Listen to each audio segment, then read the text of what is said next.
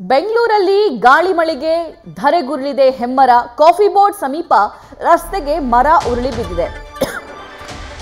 Cunningham ರಸ್ತೆಯಲ್ಲಿರುವ coffee board ಮರ ರಸ್ತೆಗೆ ಉರುಳಿರೋದ್ರಿಂದ ವಾಹನ ಸಂಚಾರ ಬಂದ್ ಆಗಿದೆ. ಮರ ಬಿದ್ದ ರಭಸಕ್ಕೆ ಕರೆಂಟ್ ಲೈನ್ ಕೇಬಲ್ ಸಹ ಅಲ್ಲಿ ಕಟ್ ಆಗಿದೆ. ಕಾಫಿ ಬೋರ್ಡ್ ಹತ್ರ ಆಗಿರುವಂತಹ ಘಟನೆ ಇದು. ಕನಿಂಗ್ಹ್ಯಾಮ್ ರೋಡ್ ಇಷ್ಟೊತ್ತಿಗೆ ತುಂಬಾ ವಾಹನಗಳ ಸಂಚಾರ ಅಲ್ಲಿ ಆಗಬೇಕಾಗಿತ್ತು. ಆದರೆ ವಾಹನಗಳ ಸಂಚಾರ ಇರುವಾಗಲೇ ಈ ಮರ ಬಿದ್ದಿದೆ. ಹಾಗಾಗಿ ವಾಹನ ಸಂಚಾರ ಸದ್ಯಕ್ಕೆ ಬಂದಾಗಿದೆ ಅನ್ನೋ ಮಾಹಿತಿ. ಆದರೆ ಈವರೆಗೂ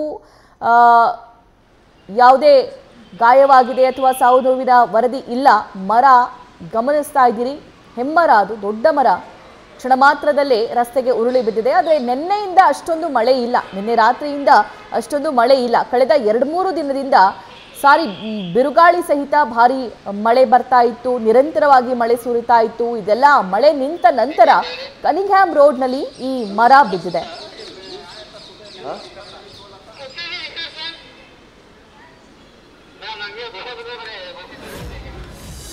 ಸ್ಥಳದಿಂದ ನಮ್ಮ ಕರೆಸ್ಪಾಂಡೆಂಟ್ ಪ್ರಗತಿ ಶೆಟ್ಟಿ ಲೈವ್ ಡೀಟೇಲ್ಸ್ ನೀಡ್ತಾರೆ.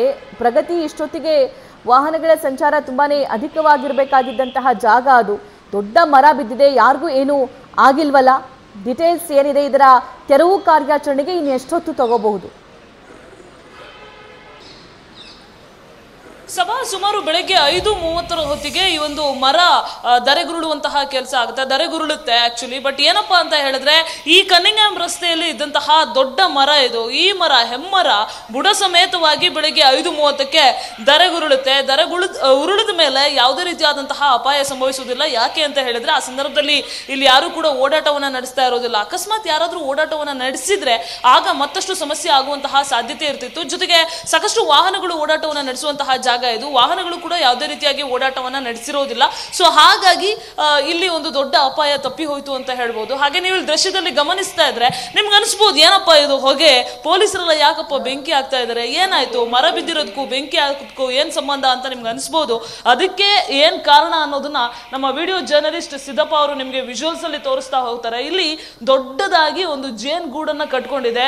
ಎರಡು ಕಡೆಯಲ್ಲೂ ಕೂಡ, ಮರದ ಎರಡು ಕಡೆಯಲ್ಲೂ ಕೂಡ ಜೇನ್ ಗೂಡು ಕಟ್ಕೊಂಡಿದೆ. ಆ ಜೇನು ಇವಾಗ ಚಲಾಪಿಲಿಯಾಗಿ ದಿಕ್ಕಾಪಾಲಾಗಿ ಓಡಾಡ್ತಾ ಇರುವಂತದ್ದು. ಸೊ ಹಾಗಾಗಿ ಯಾವುದೇ ಸಮಸ್ಯೆ ಆಗಬಾರ್ದು ಅನ್ನುವಂತಹ ನಿಟ್ಟಿನಲ್ಲಿ ಈಗ ಆ ಜೇನ್ ಗೂಡನ್ನ ಫಸ್ಟ್ ಕ್ಲಿಯರ್ ಮಾಡಿಕೊಂಡು ಆಮೇಲೆ ಮರವನ್ನ ತೆರವು ಮಾಡುವಂತಹ ಕೆಲಸಕ್ಕೆ ಈಗ ಕೈ ಹಾಕ್ತಾ ಇರುವಂತದ್ದು. ಇನ್ನೊಂದೇನಪ್ಪಾ ಅಂತ ಹೇಳಿದ್ರೆ, ಬಿಬಿಎಂಪಿಯ ಫಾರೆಸ್ಟ್ ಟೀಮ್ ಅವರು ಬೆಳಗ್ಗೆ 5:00ಗೆ ಆಗಿರುವಂತಹ ಘಟನೆ ಮೊದಲು ನ್ಯೂಸ್ ಫಸ್ಟ್ ಸ್ಥಳಕ್ಕೆ ಬಂದು ವರದಿ ಮಾಡುತ್ತೆ. ವರದಿ ಆದ ಬಳಿಕ ಈಗ ಅವರ ಗಮನಕ್ಕೆ ತಂದ ಮೇಲೆ ಈಗ ಫಾರೆಸ್ಟ್ ಟೀಮ್ ಅವರು ಕೂಡ ಬಂದು ಮರವನ್ನ ಕಟ್ ಮಾಡುವಂತಹ ಒಂದು ದೃಶ್ಯಾವಳಿಯನ್ನ ನೀವೀಗ ಗಮನಿಸ್ತಾ ಇರಬಹುದು.